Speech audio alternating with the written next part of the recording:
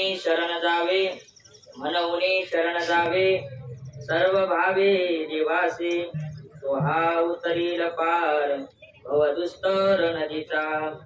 बहु आहे करुणावंत, बहु आहे करुणावंत, अनंत हे नामजा, तो हा उतरील पार भवदुस्तर नदीचा।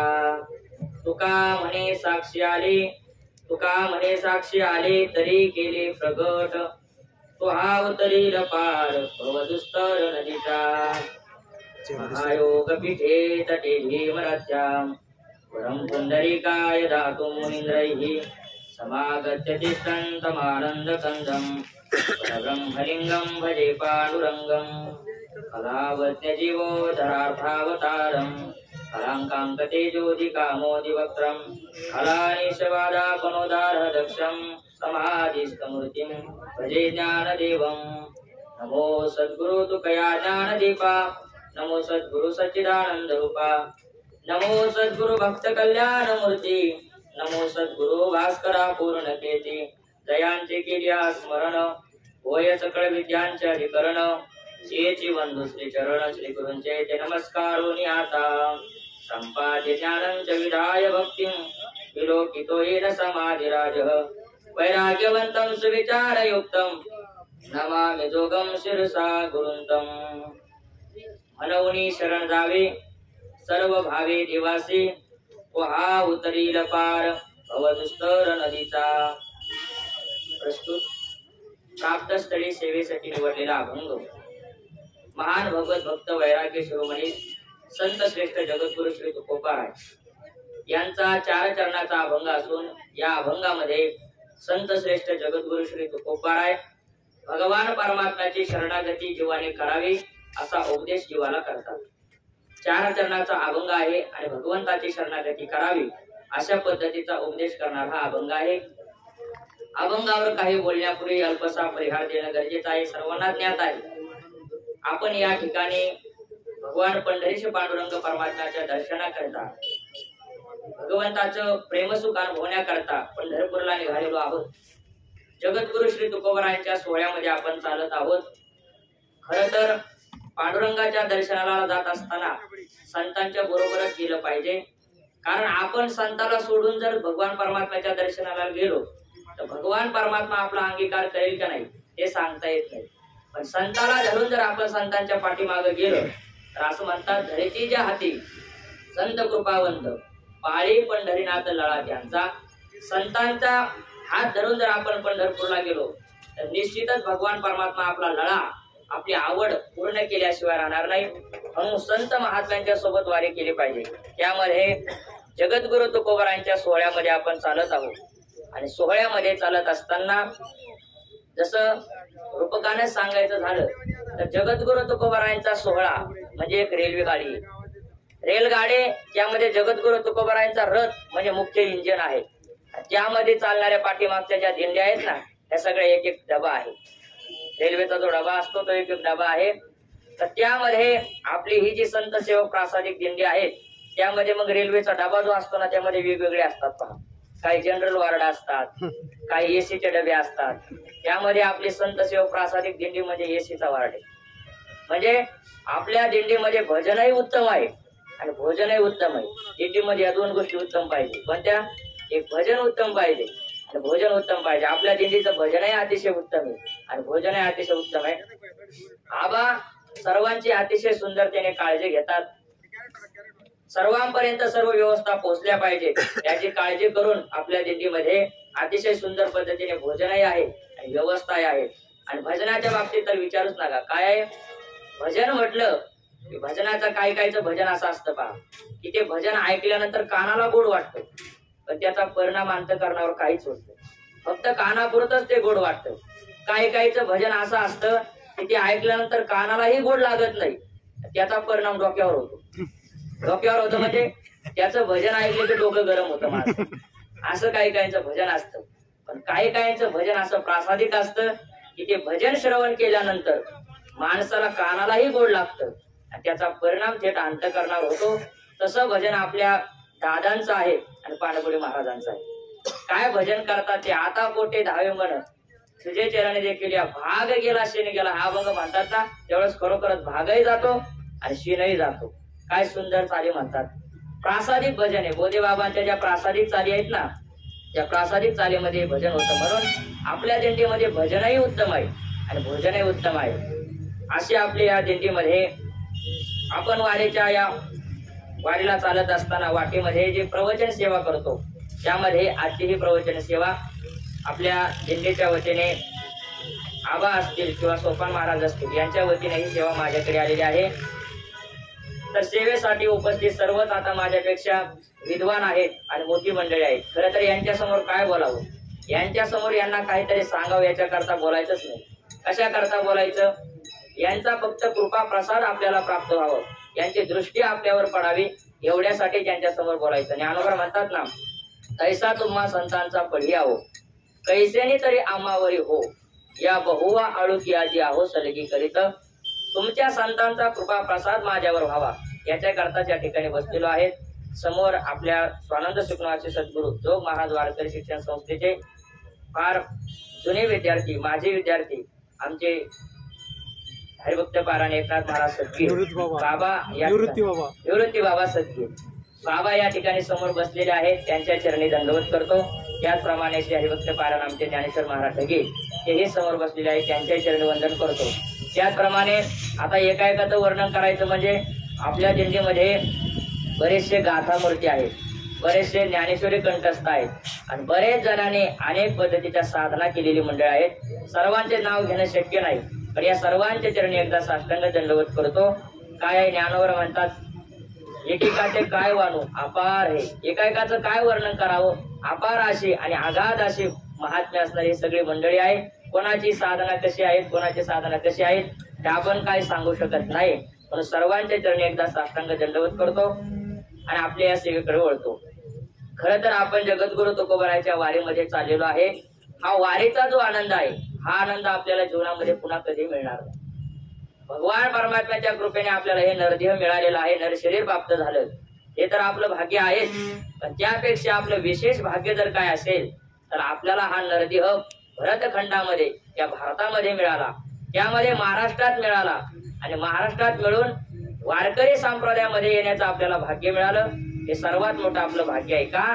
अहो, जगामध्ये पुष्कळ संप्रदाय आहेत, पुष्कळ देवाची भक्ती करणारे लोक आहेत, पण वारकरी संप्रदायासारखा संप्रदाय आणि वारकरी संप्रदायासारखी डोळस भक्ती करणारा संप्रदाय तुम्हाला कुठेच पाहायला मिळणार नाही. अहो, आपण जगद्गुरु तुकोबारायांसोबत पांडुरंग परमात्म्याच्या दर्शनाला निघतो. का निघतो? आपण ज्यावेळेस जगद्गुरु तुकोबाराय निघतात, ज्ञानोबाराय निघतात, त्यावेळेस दिवसाला आपण काय म्हणतो, आज ज्ञानोबारायांचं प्रस्थान आहे, आज तुकोबारायांचं प्रस्थान आहे. प्रस्थान शब्दाचा अर्थ सांगत असताना वेदांत शास्त्रामध्ये असं सांगितलं, ब्रह्मात्मैक्य साक्षात्काराय प्रस्थीयते अनेन प्रस्थानम. असं म्हटलेलं आहे की ब्रह्मात्मैक्य साक्षात्कार आहे म्हणजे परब्रह्माचा साक्षात्कार होण्यासाठी ज्याच्या माध्यमातून आपण चालल्या जातो त्याला प्रस्थान असं म्हणतात. प्रस्थान, आणि ते प्रस्थान सांगत असताना आपल्याकडे 3 प्रस्थान सांगितले म्हणून त्याला प्रस्थानत्रय म्हणतात. त्यामध्ये श्रीमद भगवद्गीता, 10 उपनिषदे म्हणजे दशोपनिषदे आणि ब्रह्मसूत्र या आपल्याकडे प्रस्थानत्रय आहेत. तसेच वारकरी संप्रदायाचे प्रस्थानत्रय सांगत असताना ज्ञानेश्वरी, जगद्गुरु तुकोबारायांचा गाथा आणि भागवत हे काय आहेत, प्रस्थानत्रय आहेत. प्रस्थानत्रय म्हणजे भगवान परमात्म्याच्या दर्शनाकरता, भेटीकरता आपल्याला ज्याच्या माध्यमातून जायचं, ज्या साधनाचा अवलंब करायचा, त्या साधनाला प्रस्थान असं म्हणतात. तर जगद्गुरु तुकोबारायांसोबत आपण प्रस्थानत्रय करतो म्हणजे यज्ञभूतांच्या पाळना, भेद कार्य कारणा, पावावया उपासना, ब्रह्मस्थानी प्रस्थान असं म्हटलेलं आहे. ब्रह्मस्थान पावावया, उपासना प्रस्थान. ब्रह्मस्थान जर प्राप्त करून घ्यायचं असेल तर उपासना हे काय आहे, प्रस्थान आहे. आणि वारी ही आपली काय आहे, उपासना आहे. ही उपासना सलग आपण 1 महिन्यापासून ही उपासना करतो आणि या उपासनेच्या माध्यमातून भगवान पंढरीश पांडुरंग परमात्म्याचं दर्शन आपल्याला व्हावं, पांडुरंग परमात्म्याशी एकता आपली व्हावी, याकरता ही उपासना आपल्याला करायची. खरं तर वारी ही साधना फार मोठी साधना आहे. दुसऱ्या संप्रदायामध्ये एवढी लोक नाहीत किंवा एवढी गर्दी नाही असं नाही. खूप गर्दी होती लोकांची, कुठेही लोकांची गर्दीची आजकाल लोकांची गर्दी खूप होते. पण 1 महिनाभर ही सारखी एवढी लोकांची गर्दी असूनही एवढ्या जोमाने भजन, पहिल्या दिवशी जो उत्साह असतो तोच उत्साह शेवटपर्यंत टिकून राहतो. की साधना कोण्याही संप्रदायामध्ये तुम्हाला पाहायला सापडणार नाही, ती फक्त आपल्या वारकरी संप्रदायामध्ये आहे. खरं तर या वारीकडे पाहत असताना अनेक लोकांची अनेक दृष्टी असतात. पहा, आपल्याकडे प्रामुख्याने 4 वर्ग सांगतात. पहा, पामर, विषयी, जिज्ञासू आणि मुक्त, हे 4 वर्ग आपल्याकडे आहेत. यामध्ये हे प्रत्येकाची दृष्टी वारीकडे पाहण्याची भिन्न भिन्न आहे. पामर जो वर्ग आहे ना, तो वारीकडे पाहत असताना कसा पाहतो? वारीकडे पाहत असताना तो म्हणतो, काय लोक आहे म्हणतात ते, पंढरपूरला निघालेत म्हणे पांडुरंगाच्या दर्शनाला, पण जात असताना एवढे वारकरी सगळे निघतात म्हणे, रस्त्याने घाण करतात, जिथं नाही तिथं उग रस्त्याने निघाले की ट्रॅफिक करतात, गर्दी करतात, असं म्हणून काही काही लोक पाहतात की जे देवाला मानत नाही, धर्माला मानत नाही, असे जे पामर लोक आहेत ते वारीकडे कसे पाहतात की उग लोकांना ताण द्यायचे धंदे येते. म्हणजे रस्त्याने उग गर्दी करायची, ट्रॅफिक जाम करायची, नको तिथं घाण करायची, असं म्हणून एक वर्ग पाहतो, तो पामर वर्ग आहे. वारीकडे पाहण्याची त्याची दृष्टी आहे. दुसरा एक वर्ग असा आहे की तो वारीकडे पाहत असताना त्याला विषय असं म्हणतात. विषय या रूपाने वारीकडे पाहत असतो. तो म्हणतो, चला वारी येते आणि निमित्ताने आपला चांगला धंदा होईल, म्हणून तो धंदा करण्यासाठी वारीमध्ये येतो. असाही एक वर्ग आहे की तो वारीकडे धंदा या दृष्टीने पाहतो आणि आपल्याला वारीमध्ये पुष्कळ लाभ होईल या दृष्टीने वारीमध्ये येतो. हा दुसरा वर्ग आहे. तिसरा एक वर्ग असा आहे तो वारीकडे पाहत असणारा जिज्ञासू.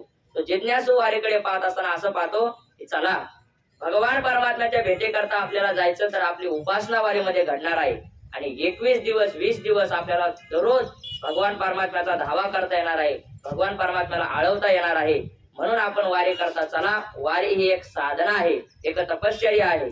या दृष्टीने वारीकडे पाहणारा एक वर्ग आहे तो जिज्ञासूचा वर्ग आहे.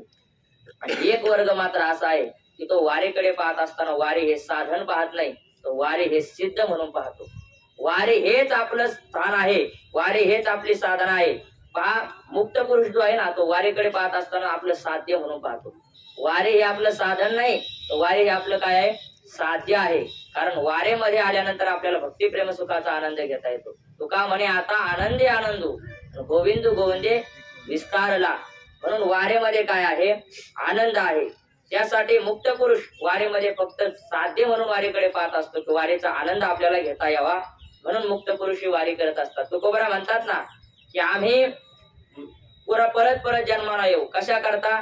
फक्त पंढरीश पांडुरंग परमात्म्याची वारी करण्याकरता. याची व्हावी माझी आस, जन्मजन्मे तुझा दास, पंढरीचा वार करी वारे चुकवणे दे हरी. म्हणजे मुक्त पुरुषाची हीच इच्छा आहे की वारी हेच साध्य जीवनामध्ये काय व्हावं, घडत राहावं, अखंड भक्ती प्रेम सुखाचा आनंद आपल्याला उपभोगता यावा, याकरता मुक्त पुरुषाची ही वारीकडे नजर असते. अशा प्रत्येकाची वारीकडे काय भिन्न भिन्न नजर आहे. आणि अशा वारी करता आपण निघालेलो असताना यामध्ये जीवनमुक्त योगी जरी झाले पावन, जीवनमुक्त योगी जरी झाले पावन, तरी देव तीर्थ भजन न संधी. जीवनमुक्त योगी जरी झाले पावन, जीवनमुक्त जरी झाला, त्याला आता कोणतंही कर्तव्य शिल्लक राहिलं नाही, तरी तो देव तीर्थ आणि भजन हे सांडत नाही, करतच असतो. देवाची भक्ती त्याची चालत असते. ज्ञानोबा म्हणतात, 15.5 मिसळावे ते 15.5 व्हावे, तेवी मी झाली असंभवी भक्ती माझी. खरं तर मी होऊनच माझी भक्ती करता येते, तीच खरी भक्ती आहे असं ज्ञानोबा सांगतात. तर त्या उत्तम पद्धतीची जी भक्ती आहे, जिला सहज अवस्था असं म्हणतात, ती भक्ती हे ज्ञानी पुरुष करत असतात. ती भक्ती वारीमध्ये घडत असते. म्हणून वारी ही अतिशय श्रेष्ठ साधन आहे. त्यामध्ये आपल्याला भगवंताचं काहीसं चिंतन घडावं म्हणून जगद्गुरु तुकोबरायचा अभंग या ठिकाणी सेवेकरता घेतलेला आहे. महाराज या अभंगामध्ये भगवान परमात्म्याची शरणागती जीवाने करावी असा जीवाला उपदेश करतात. का बरं भगवान परमात्म्याची शरणागती करावी? महाराज म्हणतात या अभंगामध्ये की जीवाला जर भव नदी पार करायची असेल, संसार सागरातून जर पलकडच्या तीराला जायचं असेल, तर संसार सागराच्या पलकडच्या तीराला जाण्याकरता त्याने भगवान परमात्म्याची शरणागती केली पाहिजे. का हो? संसार सागराच्या पलकडच्या तीराला जाण्याकरता दुसरं काही साधन नाही का? भगवान परमात्म्याचीच का शरणागती केली पाहिजे? महाराज म्हणतात, भवसागराच्या पलकडच्या तीराला जायचं असेल, संसार सागरातून तरुण जायचं असेल, त्यासाठी दुसरी साधनं आहेत ना. दुसरी साधनं असताना महाराज शरणागती का सांगतात? कारण दुसऱ्या साधनाची अडचण अशी पहा. प्रामुख्याने भागवतामध्ये भगवान परमात्म्याच्या प्राप्तीची 3 साधनं सांगितली. भगवान सांगतात, योगास्त्रयोमया प्रोक्ता नूनाम श्रेयो विदित सया ज्ञानम कर्मम च भक्तिश्च नोपायोन्यस्ति पुत्रचे. भगवान परमात्मा म्हणतात की उद्धवा, माझ्या प्राप्ती करताय प्रामुख्याने 3 मार्ग आहे. कोणते कोणते? ज्ञान, कर्म आणि भक्ती. या 3 मार्गाने या भवसागरातून तरुण जाता येतं, माझी प्राप्ती करून घेता येते. पण या 3 मार्गाची अडचण अशी आहे, कर्म मार्ग जो आहे तो कर्म मार्ग भगवंतापर्यंत जात नाही. कारण कर्माची एक मर्यादा आहे, साधनाची एक मर्यादा असते. पहा, जर एखाद्या बसचं स्टेशन जर ठरलेलं असेल, पुण्याला ती बस जाणार असेल तर पुण्यातही तिथं शेवटचं स्टेशन आहे, तर शेवटच्या बस स्टँड वरती बस गेली तर तिथून पुढे तिची मर्यादा संपली. तसं कर्म जे आहे ते तुम्हाला भगवंतापर्यंत घेऊन जात नाही. कर्माची मर्यादा फक्त चित्तशुद्धीपर्यंतच आहे. चित्तस्य शुद्ध हे कर्म न तो वस्तू उपलब्ध आहे. चित्ताच्या शुद्धी करता कर्म करावे तिथपर्यंत कर्माची मर्यादा आहे. चित्त शुद्ध झालं कर्म संपत, निघून जाता. हरपले दावणे जायचा मागो सरे विरविलसा, ज्ञानाची कळस वळगेत जायचा कर्म प्रासादा. कर्म काय होतं, आपलं काम करतं आणि कर्म निघून जातं. फक्त चित्त शुद्धीपर्यंत कर्माची गरज आहे. दुसरी गोष्ट म्हणजे कर्म भगवान परमात्म्यापर्यंत पोहोचू शकत नाही. मग दुसरा मार्ग सांगितलेला आहे तो ज्ञानाचा मार्ग. ज्ञानाच्या मार्गाने भगवान परमात्म्याची प्राप्ती करून घ्या. ज्ञानाने भगवान परमात्म्यापर्यंत ज्ञान घेऊन जातं. पण ज्ञानात अडचण अशी आहे की ज्ञानाला आपल्या ठिकाणी पात्रता असली पाहिजे. ज्ञान प्राप्त होतं, पण कोणाला प्राप्त होतं, ज्याची पात्रता आहे त्याला ज्ञान प्राप्त होतं. अपात्र व्यक्तीला ज्ञान प्राप्त होते. म्हणजे ज्ञानाने देव मिळतो पण त्यासाठी पात्रता असावी लागते. ज्ञानोबा म्हणतात ना, विरक्ती वाचून काही ज्ञानाचे दगण्याची नाही, हे विचारून ठाई ठेवले देवे. महाराज ज्ञानोबा सांगतात की ज्ञानाने भगवान परमात्मा भेटतो, भगवान परमात्म्याशी एकरूप होता येतं, पण त्यासाठी पात्रता असावी लागते. म्हणजे अंतःकरणामध्ये वैराग्य असावं लागतं. ज्याच्या अंतःकरणामध्ये वैराग्य आहे, विवेक आहे, ज्याचा अंतःकरण शुद्ध झालेला आहे, अशा शुद्ध अंतःकरणामध्ये भगवान परमात्म्याची अनुभूती येत असते. मग अंतःकरण शुद्ध झाल्यावर भगवान परमात्मा भेटेल. मग ज्ञानामध्ये अधिकार लागतो, पात्रता लागते. मग सामान्य जीवाला ही पात्रता मिळवणं फार कठीण आहे. कारण नवे वैराग्य संसारिया, असं जे ना, नवे वैराग्य संसारिया. संसारी माणसाला वैराग्य तरी भेणे कापे विषय, नवे गुरुदास्य संसारी असे म्हणतात. नवे गुरुदास्य संसारिया, वैराग्य तरी भेणे कापे विषया. म्हणजे विषयी मनुष्य जो आहे, संसारी मनुष्य जो आहे, त्याच्या ठिकाणी वैराग्य असणं फार कठीण आहे. संसारी माणसाच्या ठिकाणी वैराग्य पाहायला सापडत नाही. मग संसारी माणसाच्या ठिकाणी वैराग्य नसेल तर त्याला ज्ञान प्राप्त होणार नाही. म्हणून कर्माचा मार्ग, ज्ञानाचा मार्ग याने भगवान परमात्म्याची प्राप्ती करणं फार कठीण आहे. मग एक मार्ग आहे सोपा, तो म्हणजे आहे भक्तीचा मार्ग. महाराज म्हणतात, ज्याला ज्ञानाच्या मार्गाने कर्माच्या मार्गाने देवापर्यंत जाता येत नाही त्याने सोपा भक्तीचा मार्गाचा अवलंब करावा. भक्तिपंत बहु सोपा, पुण्य नागवे या पापा. अतिशय सोपा हा मार्ग आहे. महाराज म्हणतात, सोपे हे साधन, लाभ येतो घरा, वाचेशी उच्चारा राम हरी. अतिशय सोपा मार्ग आहे भक्तीचा मार्ग. या भक्तीच्या मार्गाने आपण भगवान परमात्म्याची प्राप्ती करावी. आणि या भक्तीच्या मार्गामध्ये महत्वाचं जर काय असेल तर भक्तीमध्ये सगळ्यात महत्वाचं आहे समर्पण.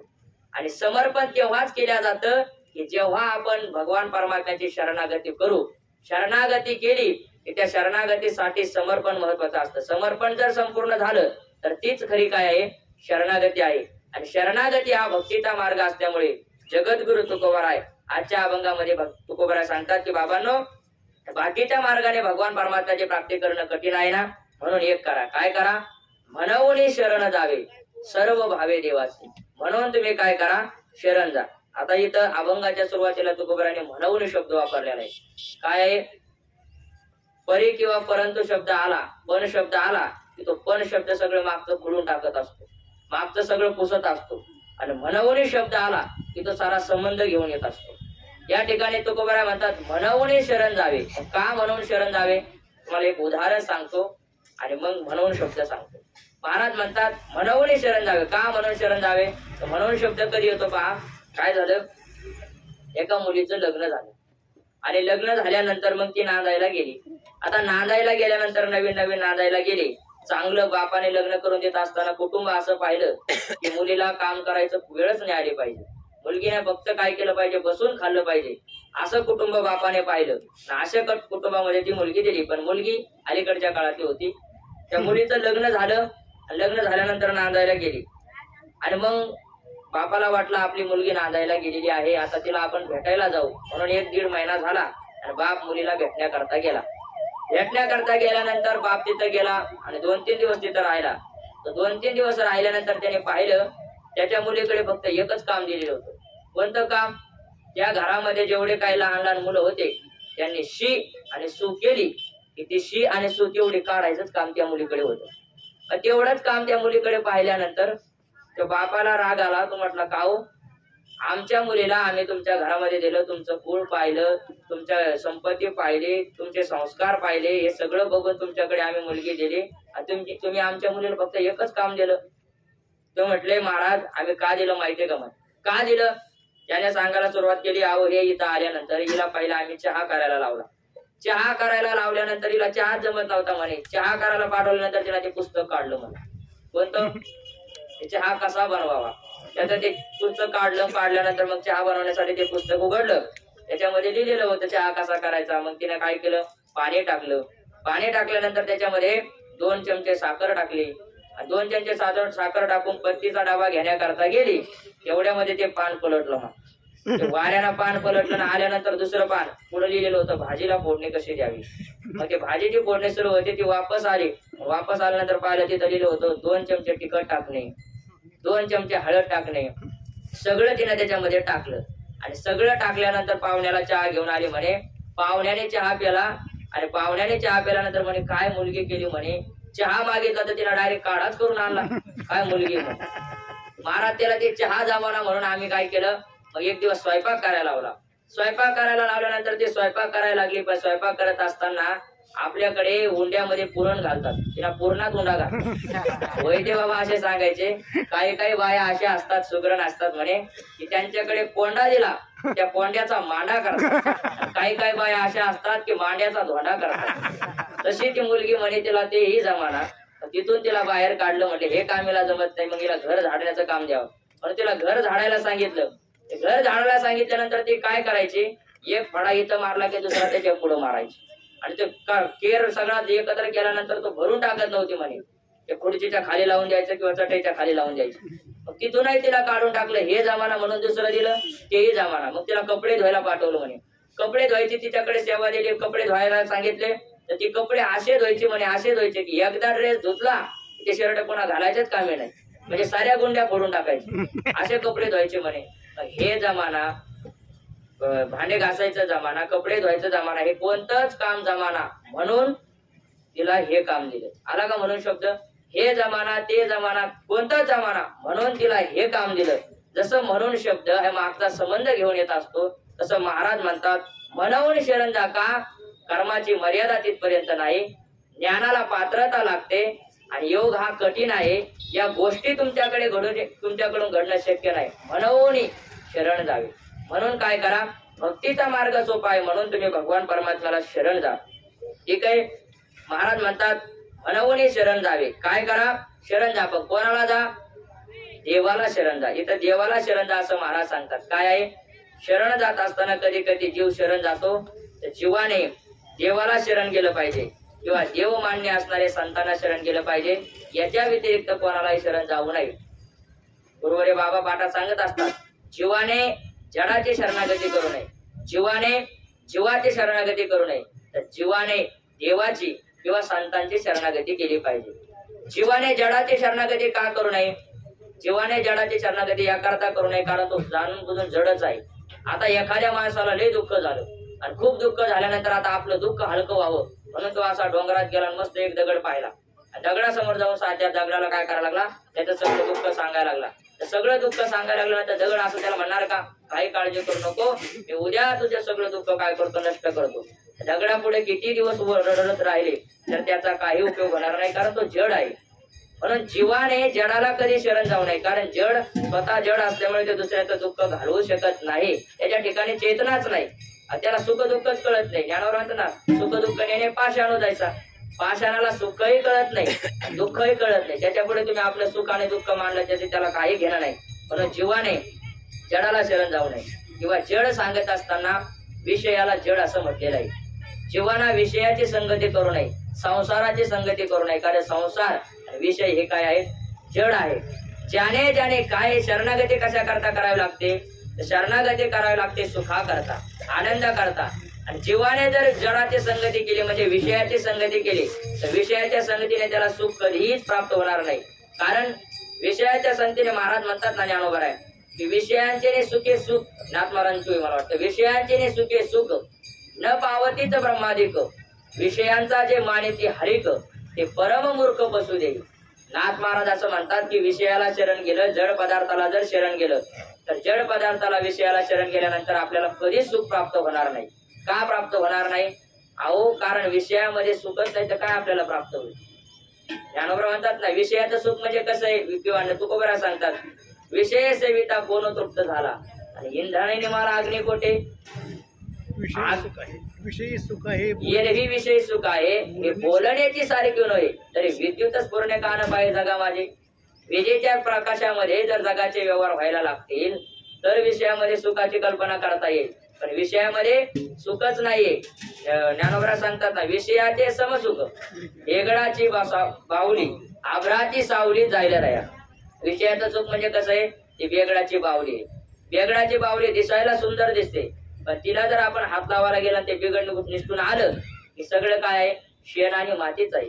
तसं विषयामध्ये आपल्याला सुख दिसायला दिसतं, पण विषयामध्ये मात्र सुख नाही. जसं मृगजळाचं पाणी दिसायला पाणी आहे पण हसायला मात्र नाही, किंवा आभराची सावली ज्ञानोबा म्हणतात, ढगाची सावली दिसायला सावली आहे पण शीतळता देते का? देत नाही. त्याप्रमाणे विषयामध्ये सुख दिसायला आहे पण हसायला मात्र नाही. विषयापासून आपल्याला सुख प्राप्त होऊ शकत नाही, म्हणून विषयाची जड असणाऱ्या विषयाची माणसाने शरणागती करू नये. जर संसाराची शरणागती केली तर पदरात काय पडतं? काय पडतं? बाकी काहीच पडत नाही. जर आपण संसाराची शरणागती केली तर पदरात दुःख पडतं, दुसरं काही पडत नाही.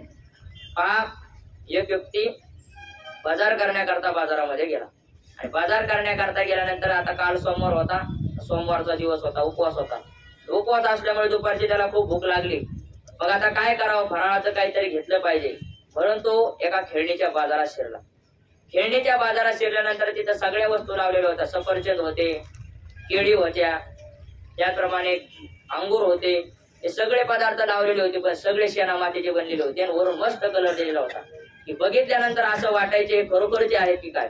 त्याने त्या वस्तू पाहिल्या आणि त्याला वाटलं आता काय करू, सोमवार आहे, सोमवाराला आता भूक लागलेली आहे, काहीतरी खाल्लं पाहिजे, फराळाचं केलं पाहिजे, मग एक डझन केळीच घेऊ.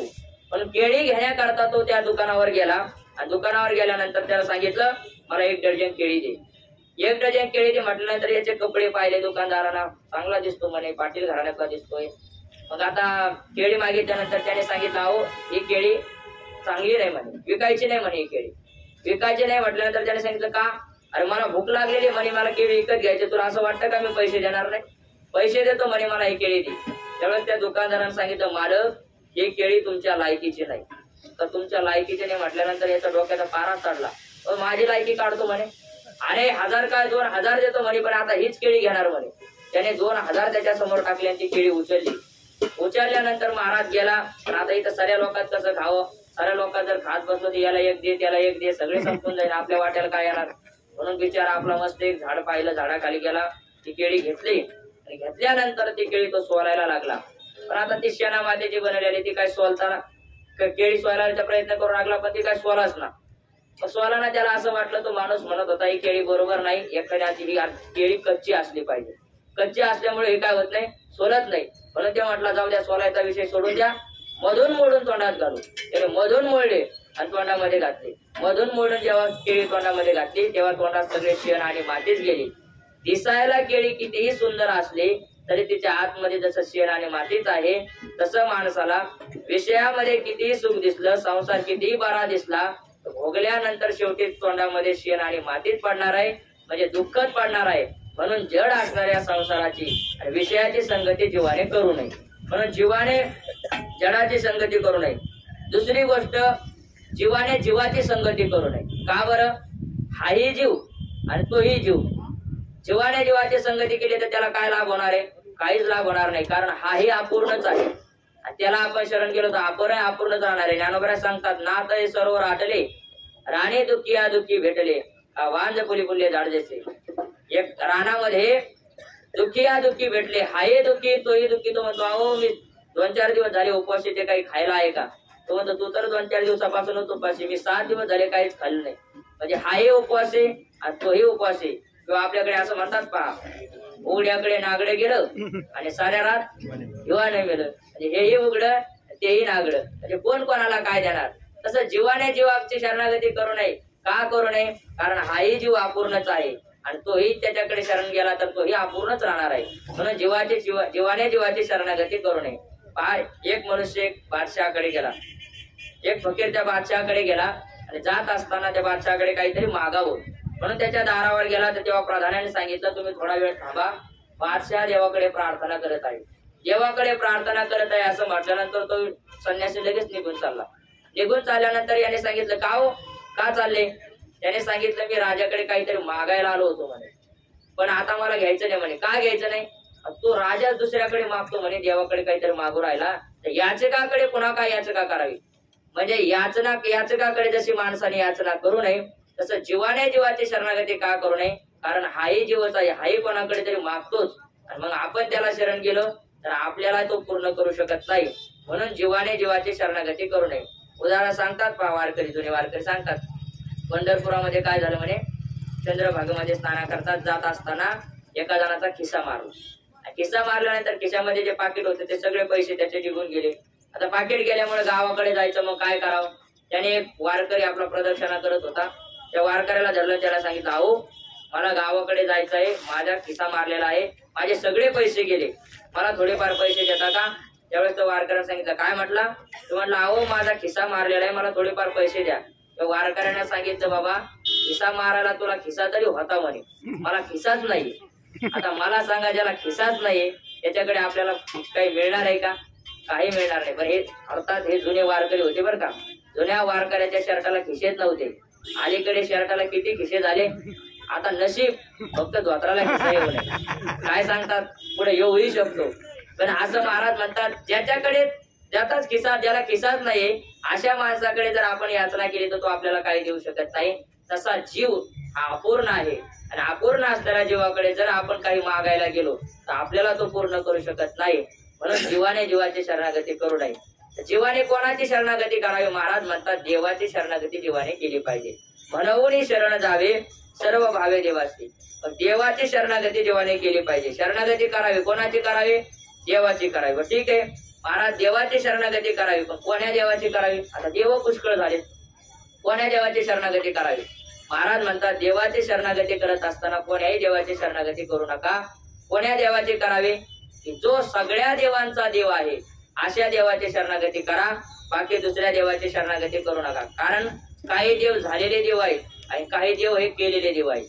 केलेले म्हणजे पहा तुम्ही, आपण ते गावाकडे आपल्याकडे म्हसोबा असतात पहा, त्याला ते शेंदूर लावायला गेलो आपण, त्या म्हसोबाला शेंदूर लावतो आणि शेंदूर लावल्यानंतर मग आता ते भरलेले उरलेले जे बोट असतात ना शेंदराचे ते कुठे लावावे म्हणून काय करतो, त्याच्या शेजारचा एखादा दगड बघतो आणि त्या दगडाला तो शेंदूर लावून देतो. झाला नवीन देव. नवीन आला की त्याला असं वाटतं हा देवच आहे काय, कुणी याला शेंदूर लावलेला दिसतो, मग तो पुन्हा ते येऊन त्याला शेंदूर लावतो. असे हे जे आहेत ना हे केलेले देव आहेत. आपण शेंदूर लावून जे देव केलेले आहेत अशा देवाला शरण जाऊ नका. अशा देवाला जर शरण गेले तर ते तुम्हाला काही देऊ शकत नाही. महाराज म्हणतात उलट हे देव आपण त्यांना शरण जर गेलो नाही, त्यांची भक्ती केली नाही तर आपल्याला त्रास देतात. शेंदरी हेंदरी दैवते कोणती पूजी भूते खेते, आपल्या पोटाची रडते मागते शेती अवदान, आपुले इच्छे आणि का पिढी काय ते देईल बराडी. महाराज म्हणतात आपल्या इच्छे करता हे दुसऱ्याला त्रास देतात आणि अशा देवाला शरण जाऊन आपल्याला काय देणार आहे ते. म्हणून अशा देवाला शरण जाऊ नका की जे देव केलेले आहेत. काही देव झालेले आहेत. झालेले देव म्हणजे इंद्रादिक जे देव आहेत ना ते झालेले देव आहेत. म्हणजे 100 यज्ञ करायचे आणि 100 यज्ञ करून त्या पुण्याच्या जोरावर स्वर्गाची प्राप्ती करून घ्यायचं आणि देवांचा राजा व्हायचं. हे झालेले देव आहेत. यांचं पुण्य संपलं की हे सुद्धा काय होणार आहे, खालीच येणार आहे. अशा देवाला शरण जाऊन का उपयोग नाही. ते भागवतामध्ये चरित्र आलेले पहा. परीक्षिती राजाला जेव्हा सर्पदंश झाला तर परीक्षिती राजाला सर्पदंश झाल्यानंतर जन्मेजयाने विचार केला की माझ्या वडिलाला सर्पदंश केला म्हणून माझे वडील वारले ना, तर मी या सर्पाचं पुढंच नष्ट करून टाकणार. म्हणून त्याने काय केला, सर्पयज्ञ केला आणि त्या सर्पयज्ञामध्ये तो आहुती देऊ लागला. तक्षकाय स्वाहा तक्षकाय स्वाहा अशी आहुती देऊ लागला. जेव्हा सगळे जे साप आहेत त्या यज्ञामध्ये येऊन पडायला लागले तेव्हा तक्षक घाबरला आणि त्याने विचार केला आता मला या यज्ञामध्ये जाऊन पडावं लागणार आहे. म्हणून तक्षकाने काय केलं, इंद्राची शरणागती केली. इंद्राकडे गेला, त्याला सांगितलं माझं रक्षण करा. तेव्हा इंद्राने सांगितलं काळजी करू नको म्हणे, आपल्या आसनाच्या मागे लप म्हणे. आसनाच्या मागे तो तक्षक लपला खूप वेळ झाला पण तक्ष काय सुहा करू नये, तक्ष काय येत नाही असं विचारल्यानंतर कोणीतरी सांगितलं की तक्षकाने जे आहे इंद्राची शरणागती केलेली आहे. तेव्हा जन्मजाने सांगितलं की इंद्रा सगट टाका म्हणे आहुती, इंद्राय स्वाहा तक्षकाय स्वाहा, इंद्रा सगट आहुती त्या म्हटले. त्याने सांगितलं इंद्राय स्वाहा तक्षकाय स्वाहा असं म्हटल्यानंतर इंद्राचं आसन डोलायला लागलं. इंद्र घाबरला, त्याला वाटलं आता आपलं काय खरं नाही. जेव्हा इंद्राने सांगितलं तक्षका चल निघ म्हणे बाहेर निघ म्हणे. सांगितलं का हो? त्याने सांगितलं बाबा तुला जर हा भय द्यायला लागलो तर इथं माझीच पंचायत आहे, मीच ते याच्यामध्ये जाऊन पडायच्या माग आहे, माझे तिथं पंचायत आहे, तुझा देव कस काय वाचवणार मी. म्हणजे असे जे देव आहेत ना हे झालेले देव, तर झालेले देव त्यांचं पुण्य संपलं की त्यांना मरावं लागतंय, खाली यावं लागतं. म्हणून महाराज म्हणतात अशा झालेल्या देवाला शरण जाऊ नका, केलेल्या देवाला शरण जाऊ नका. मग कोणत्या देवाला शरण जा की जो देव स्वयंसिद्ध आहे, झालेला नाही आणि केलेला नाही. जो कोणी स्वतः सिद्ध जो देव आहे की जे या देवाचे दैवत सकळ देवाचे दैवत उभे असे या रंगात गोपाळा सहित क्रीडा करी कानोबा. असं जे दैवत आहे, सगळ्या देवांचा जो देव आहे, बळीया माझा पंढरीराव, जो या देवांचा हे देव, या देवाला शरण जा. खरं तर तुकोबरांची अशी भाषा आहे की तुकोबरांच्या बाबतीत आता तुकोबरा म्हणतात ना, म्हणून शरण जावे सर्व भावे देवाचे. देवाला शरण जा असं तुकोबरा जेव्हा म्हणतात तेव्हा तुकोबरांच्या समोर बाकीचे देव नाहीच, फक्त पांडुरंग परमात्माचे. कारण बाकीच्या देवाला तुकोबरा देवच म्हणायला तयार नाही. तुकोबरा म्हणतात बाकीच्या देवाला देव म्हणायला मला लाज वाटते. महाराज म्हणतात सांडोनिया पंढरीराव अनेका ते म्हणो देव, बहु लाज वाटे चित्ता अनेका ते देव म्हणतात.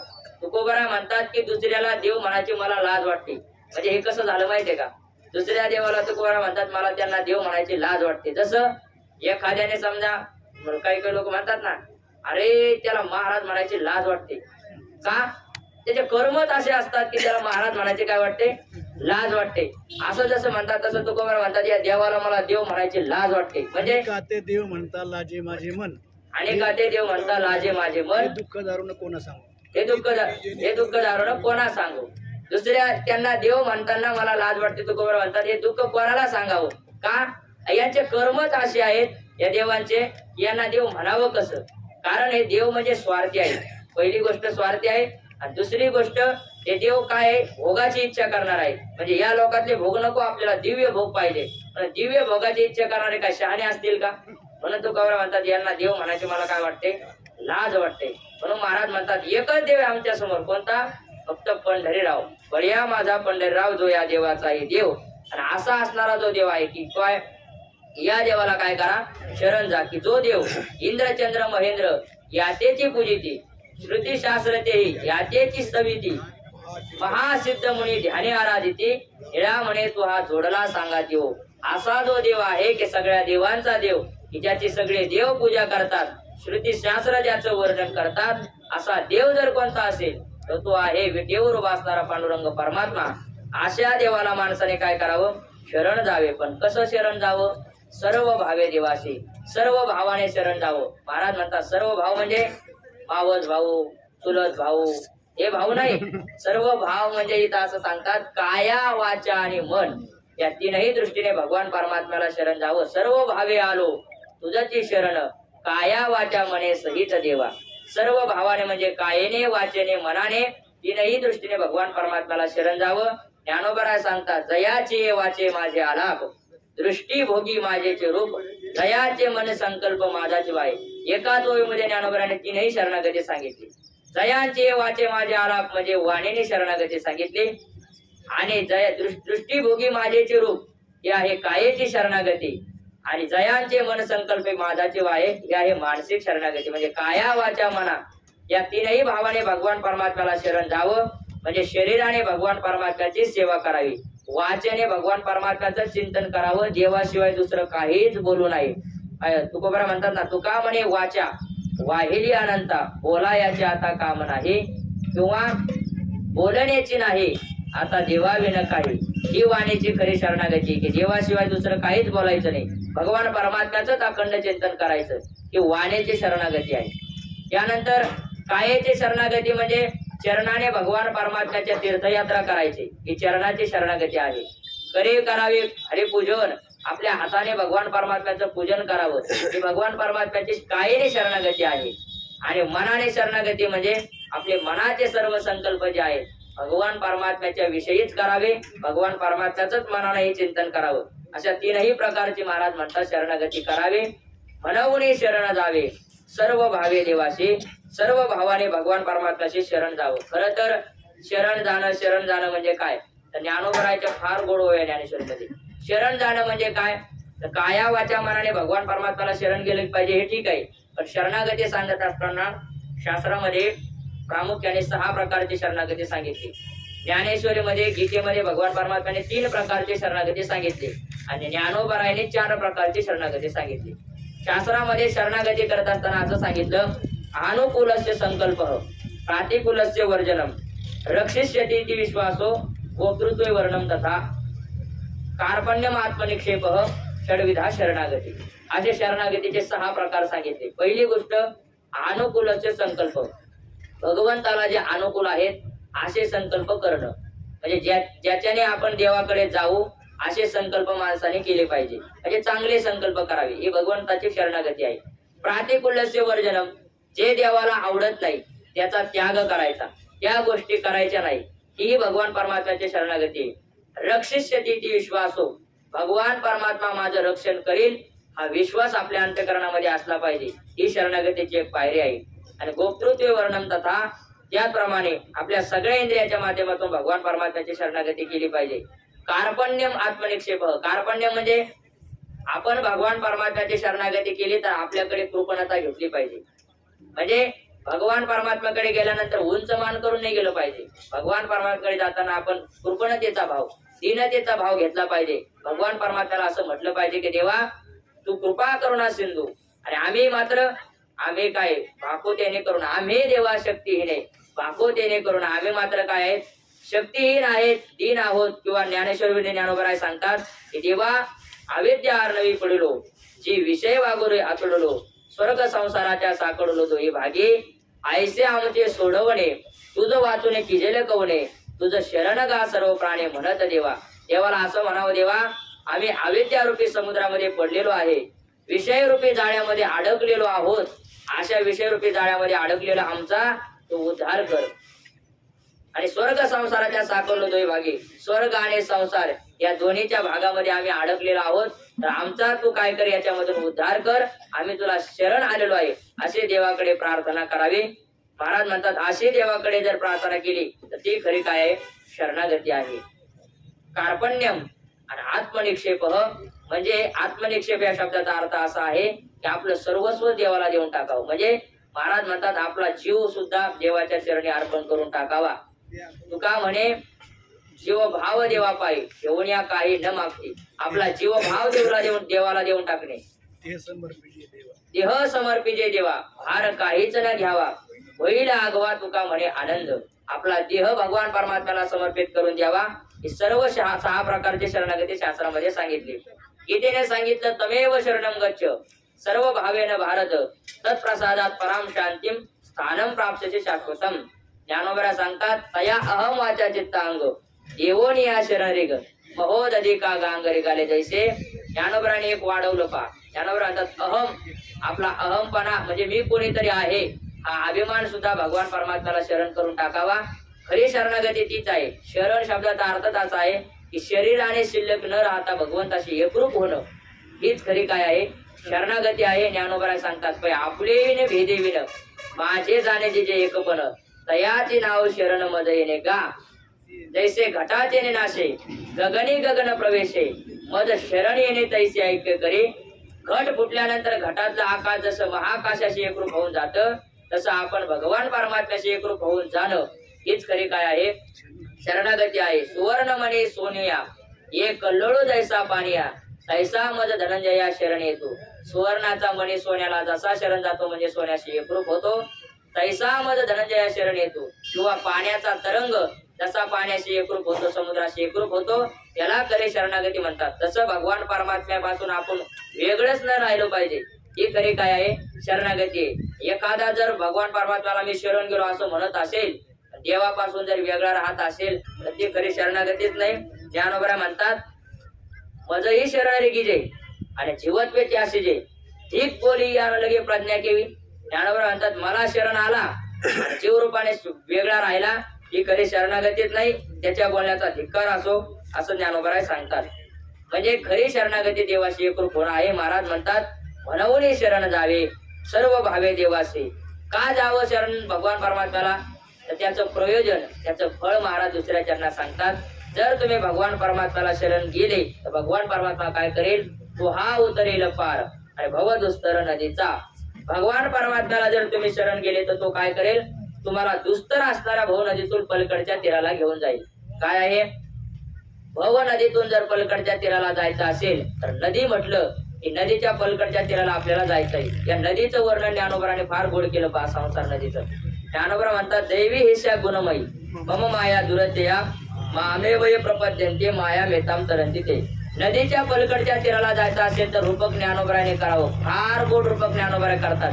ज्ञानोबरा म्हणतात नदीच्या पलीकडच्या तीराला आपल्याला जायचं आहे आणि नदी म्हटली की पलीकडचा तीर कोणता, अलीकडचा तीर कोणता, हे सगळं ज्ञानोबराने सांगितलं. आपण आहे कोणत्या तीरावर आणि जायचं आपल्याला कोणत्या तीरावर.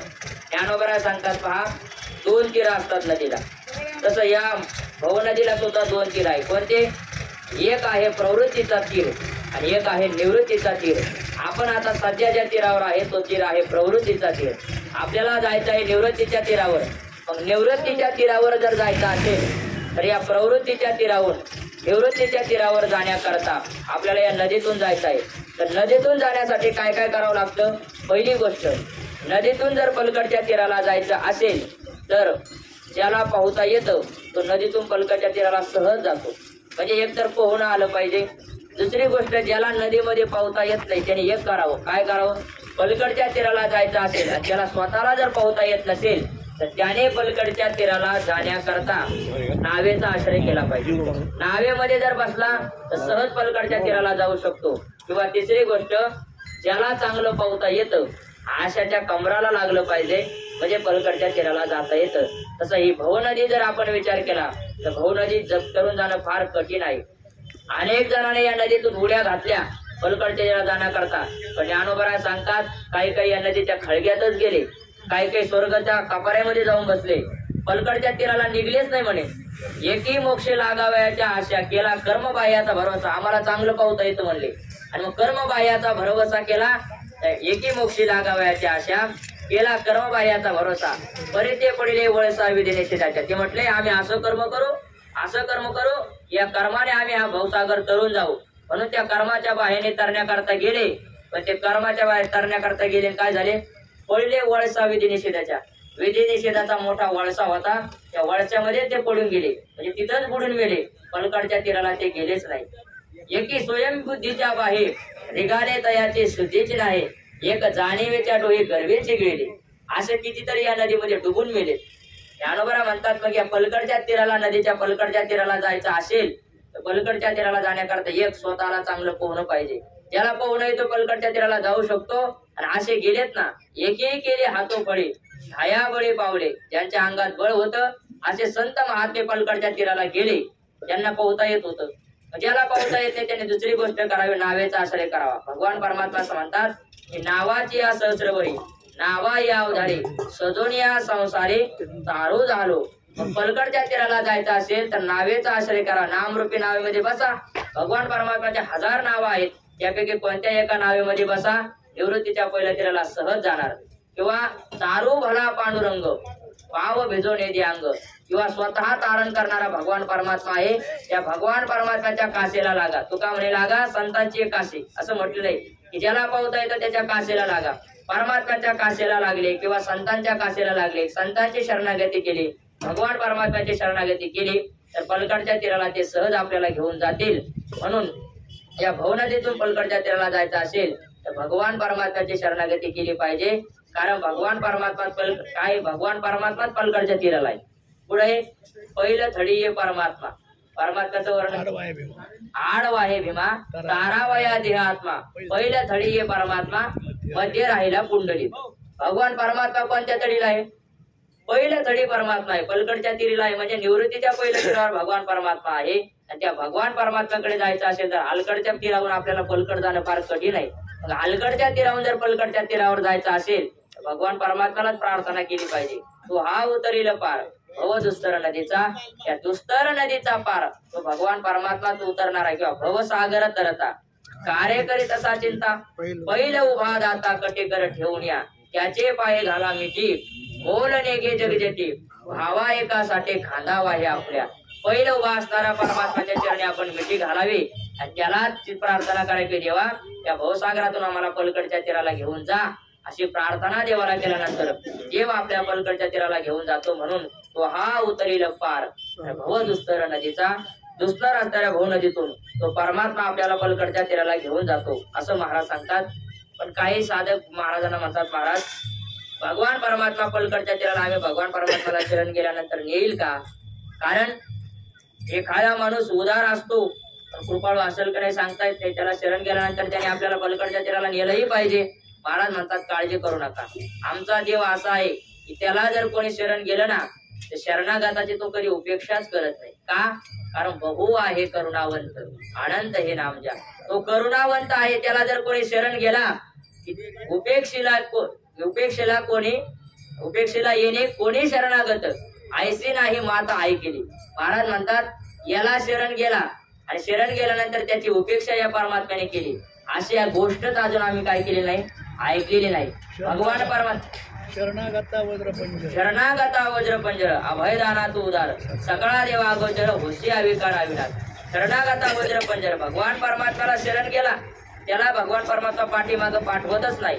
भगवान परमात्मा शरकायात जो मद होय अनन्य शरण, त्याचे निवारे मी जन्म मरण, या लागी शरणागता शरण मीची एकू.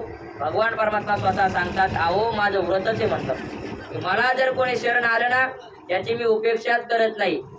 सकृदेव प्रपन्नाय तवास्मी तिथे याचते, अभयम सर्व भूत्योभ्यो ददामी एतत् व्रतम मम. विभीषण जेव्हा भगवान परमात्माला शरण गेला ना, तिथला हा श्लोक आहे रामायणातला. भगवान परमात्मा सांगतात की माझं व्रत आहे काय, सकृदेव प्रपन्नाय तवास्मी तिथे याचते, कोणी माझ्याकडे येऊन भगवंता मी तुझा आहे असं जर म्हटला ना तर मी तुझा आहे असं त्याने म्हटलं, भगवान परमात्मा सांगतात त्याची अभयम सर्व भूतोभ्यो, सर्व भूतापासून सर्व प्राणीमात्रांपासून त्याचं रक्षण करण्याची जबाबदारी माझी आहे, मी त्याचं रक्षण करतो. म्हणून भगवान परमात्म्याला शरण गेल्यानंतर तो कोणाचीही उपेक्षा करत नाही. शरणागतांचा तो लळा पूर्ण करतो असा भगवान परमात्मा आहे. म्हणून त्याला शरण गेलं पाहिजे, कारण तो करुणावंत आहे. महाराज म्हणतात बहु आहे करुणावंत, नुसतं करुणावंत नाही, बहु करुणावंत आहे. पुष्कळ देवा तो कृपा करुणा सिंधू, करुणेचा सागरच आहे भगवान परमात्मा. किती करुणा आहे महाराज भगवान परमात्म्याच्या ठिकाणी. अहो कोणी भगवान परमात्म्याला शरण जा, भगवान परमात्म्याने कोणाचीच उपेक्षा केली नाही. गजेंद्राने नकराने त्याचा पाय पकडला तर फक्त एक फूल घेतला आणि भगवान परमात्म्याला कोणी विश्वासा जनिता असेल तर त्याने येऊन माझं रक्षण करावं, फक्त एवढी काकोळ त्याने हाक मारली, भगवान परमात्म्याने त्याचं रक्षण केलं, त्याला वाचवलं. एवढा भगवान परमात्मा करुणावान आहे. किंवा भगवान परमात्मा किती करुणावान आहे. शुकाचार्यांच्या मुखातला श्लोक आहे पहा. शुकाचार्य असं म्हणतात की ज्या वेळेस शुकाचार्याची समाधी मोडली, शुकाचार्यांना भागवत सांगायचं होतं, व्यास महर्षीने भागवत शुकाचार्यांना सांगायचं, पण शुकाचार्य इकडे येत नाही, मग आले पाहिजे त्याकरता ते श्लोक दिले होते ना, त्यामध्ये शुकाचार्याने ते देवाचं वर्णन ऐकलं आणि देवाचं वर्णन ऐकल्यानंतर असा देव आहे बाबा, पण तो देव कृपाळू आहे का नाही ही शंका शुकाचार्यांना आली. आणि म्हणून ती शंका निवारणार्थ शुकाचार्याने ती शंका शुकाचार्याची निवृत्त व्हावी म्हणून व्यास महर्षीने एक दुसरा श्लोक दिला होता. अहो बकीयम स्तनकाल कुटम जिघांस या पाये यद्यपि साध्वी लेभे गतिम धातृचिताम ततौन्यम कमवा दयाळू शरणम व्रजेम. या श्लोकामध्ये असं म्हटलं की भगवान परमात्मा किती दयाळू आहे की स्तनामध्ये हलाहल विष धारण करून पुतना मावशी भगवान परमात्म्याला मारण्याकरता आली, पण मारण्याकरता आलेल्या पुतना मावशीला सुद्धा भगवान परमात्म्याने सनकादिकांना जो मोक्ष दिला तोच मोक्ष पुतनाला सुद्धा दिला. कमवा दयाळू शरणम व्रजेम. अशा दयाळू भगवान परमात्म्याला शरण नाही गेलं पाहिजे का? केलंच पाहिजे. ज्ञानोबराय सांगतात तो हा सनकादिकांचे निमाने सायज्य सरस्वती दिला पुतने जे विषयाचे निस्तन पाणी मारू आले. अशी पुतना मावशी देवाला मारायला आलेली तिचाही भगवान परमात्म्याने उद्धार केला. किंवा शिशुपालाने भगवान परमात्म्याला शिव्या दिल्या तरी भगवान परमात्म्याने त्याला मारून आपल्या स्वरूपामध्ये मिळवून घेतलं. एवढा शरणा भगवान परमात्मा कृपाळू आहे. म्हणून महाराज म्हणतात त्याला शरण जा, तुमची उपेक्षा तो भगवान परमात्मा करणार नाही. बहु आहे करुणावंत अनंत हे नाम ज्या. असा करुणावंत असणारा भगवान परमात्मा काय नाव आहे त्याचं? महाराज म्हणतात तो करुणावंत आहे, त्याचं नाव आहे अनंत. अनंत म्हणजे अनंत भगवान परमात्म्याला का म्हणतात? नामदेव महाराज सांगतात की अनंत म्हणते माझे या स्वामी ते, अनंत गुण त्याचे म्हणून या. अनंत गुण भगवान परमात्म्याच्या ठिकाणी असल्यामुळे भगवान परमात्म्याला अनंत असं म्हणतात. किंवा भगवान परमात्म्याचे अनंत रूप, अनंत वेश, अनंत अवतार असल्यामुळे भगवान परमात्म्याला अनंत म्हणतात. आणि तिसरं कारण भगवान परमात्म्याला अनंत का म्हणतात? त्याचा अंत कधीच होत नाही, त्याला अनंत म्हणतात. भगवान परमात्म्याचा कधीच अंत होत नाही म्हणून भगवान परमात्म्याला अनंत म्हणतात. पहा, काहीचा अंत देशाने होत असतो, काहीचा अंत हा कालाने होत असतो आणि काहीचा अंत हा वस्तूने होत असतो. पंचदशीमध्ये असं म्हटलेलं आहे, पहा, न व्यापित्वा देशतो अंतो नित्यत्वानापि कालतः न वस्तुतोपि सार्वात्म्या अनंतम ब्रह्मणी त्रिधा. असं म्हटलेलं आहे. भगवान परमात्म्याचा तीनही प्रकारचा अंत नाही. आपला अंत देशाने होतो. देशाने म्हणजे मी आता इथं प्रवचन करतो, मी आता आमच्या तंबूत आहे का? नाही. मी इथं बसलेला आहे, तो तंबूत नाही. म्हणजे देशाने माझा काय झाला? अंत झाला. मी या देशात आहे, त्या देशात नाही. दुसरी गोष्ट, कालाने अंत होतो आपला. आपण आज आहे, अजून 20-25 वर्षांनी राहणार आहे का? नाही राहणार. जगू द्या की 40 वर्ष अजून. म्हणजे आपण आज आहे, पण 100 वर्षानंतर आपण राहणार आहे का? राहणार नाही. म्हणजे आपला कालानेही अंत आहे आणि वस्तूनेही अंत आहे. म्हणजे आपण या सदऱ्यामध्ये आहेत, बरोबर आहे का नाही? आपण या सदऱ्यामध्ये आहे, दुसऱ्या सदऱ्यामध्ये आहे का? नाही. म्हणजे एकाच वस्तूत आपण आहोत, दुसऱ्या वस्तूमध्ये आपण नाही. पण भगवान परमात्म्याचं मात्र तसं नाही. भगवान परमात्मा सर्व देशात आहे, इथेही आहे आणि कणाकणामध्ये भगवान परमात्मा भरलेला आहे. विठ्ठल जळी स्थळी भरला, रिता ठाव नाही उरला, आज मी दृष्टीने पाहिला विठ्ठलची. म्हणजे भगवान परमात्मा सर्व ठिकाणी भरलेला असल्यामुळे देशाने भगवान परमात्म्याचा अंत नाही, काळाने भगवान परमात्म्याचा अंत नाही. भगवान परमात्मा सगळ्या काळामध्ये आहे. म्हणजे भूतकाळातही भगवान परमात्मा होता, आताही भगवान परमात्मा आहे आणि भविष्यातही भगवान परमात्मा आहे, राहणार आहे. नवे नवे देवच राहणार आहे. तुम्ही आम्ही सगळे जाणार आहोत. म्हणजे देवाचा कालानाही अंत नाही आणि राहायला वस्तूने अंत. वस्तूने भगवान परमात्म्याचा अंत नाही, कारण सगळ्या वस्तूमध्ये भगवान परमात्मा आहे. अशी वस्तूच नाही की त्याच्यामध्ये भगवान परमात्मा नाही. म्हणून देशाने कालाने वस्तूने भगवान परमात्म्याचा अंत नसल्यामुळे भगवान परमात्मा अनंत आहे. त्याला अनंत असं म्हणतात की बहु आहे करुणावंत अनंत हे नामजा, असा भगवान परमात्मा आहे. महाराज म्हणतात अशा भगवान परमात्म्याला शरण जा. महाराज ठीक आहे, अशा भगवान परमात्म्याला शरण जा, पण कोणी या भगवान परमात्म्याला शरण गेलं आणि त्याचा भगवान परमात्म्याने उद्धार केला, असं काही उदाहरण आहे का? महाराज म्हणतात दुसऱ्याचे उदाहरण कशाला सांगायचे? माझी स्वतःची खरी साक्ष आहे ना की मी भगवान परमात्म्याला शरण गेलो आणि भगवान परमात्म्याने माझा उद्धार केला. पण महाराज सांगतात तुका म्हणे साक्षी आले तरी केले प्रगट. महाराज म्हणतात माझ्या स्वतःचा अनुभव आहे की मी भगवान परमात्म्याला शरण गेलो आणि भगवान परमात्म्याने माझा उद्धार केला. नवे नवे मला त्याचा अनुभव आला म्हणूनच मी प्रगट केलं. जर अनुभव नसता तर प्रगटच केलं नसता. आता आपण अनुभव नसताना बोलतो ही गोष्ट वेगळी, पण जगद्गुरु तुकोबरायांचं मात्र असं आहे की अनुभव नसेल तर महाराज म्हणतात काय अनुभवाविना महाराज बोलतच नाही. अनुभवातून गडबड केवळते असं महाराज म्हणतात ना. अनुभवाशिवाय महाराज बोलतच नाही. तसं महाराज म्हणतात मला याचा अनुभव आला की भगवान परमात्म्याला शरण गेलो आणि माझा उद्धार झाला. म्हणून महाराज म्हणतात मला अनुभव आलेला असल्यामुळे म्हणून शरण जावे सर्व भावे देवाचे. माझा अनुभव आहे म्हणून शरण जावे. जसं ज्ञानोबराने म्हटलेलं आहे ना, ज्ञानोबरांचा म्हणून जाणतेने गुरु भजिले. म्हणून जाणतेने जाणत्या माणसाने गुरुचे भजन केलं पाहिजे, सेवा केली पाहिजे. काय केली पाहिजे? ज्ञानोबरा म्हणतात मला अनुभव आला. काय अनुभव आला? मद हृदय सद्गुरु ज्याने तारिलो हा संसार गुरु म्हणून विशेषाचे दर. माझा अनुभव आहे की मी श्री गुरुचं भजन केलं आणि मी पूर्ण काम झालो म्हणून जाणतेने गुरु भजले. मला पूर्ण काम अवस्था गुरूंच्या शरणागतीमुळे प्राप्त झाले. तसं तुकोबरा म्हणतात माझा अनुभव आहे मी देवाला शरण गेलो आणि देवाने माझा उद्धार केला म्हणून माझा उद्धार झाला.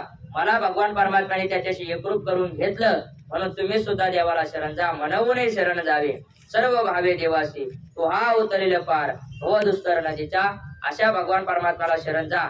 आपण जे वारीला आता चाललेलो आहोत भगवान परमात्म्याकडे जाऊन भगवान परमात्म्याला एवढीच प्रार्थना करायची देवा जसं तुकोबराय वारीला आले, तुकोबरायले तुम्ही आपल्याशी एकरूप करून घेतलं तसंच आम्हाला सुद्धा तुमच्याशी एकरूप करून घ्या. तुमच्या जे उघडे परब्रह्म आहेत त्या परब्रह्म स्वरूपाशी आम्हाला एकरूप करून घ्या, हीच प्रार्थना आपण भगवान परमात्म्याकडे करू. आणि झालेली जी प्रवचन सेवा आहे, झालेली जी प्रवचन सेवा सर्व साधू संतांच्या चरणी, भगवान पंढरीचे पांडुरंग परमात्म्याच्या चरणी समर्पित करून सेवेला पूर्णविराम. तरी न्यूनते पुरते अधिक ते सरते करून घ्यावे तुमचे विनोदाचे. कुंडली कब्रधारी विठ्ठल श्री ज्ञानदेव तुकाराम पंढरीनाथ भगवान की जय. विठ्ठल विठ्ठल विठ्ठल विठ्ठल विठ्ठल.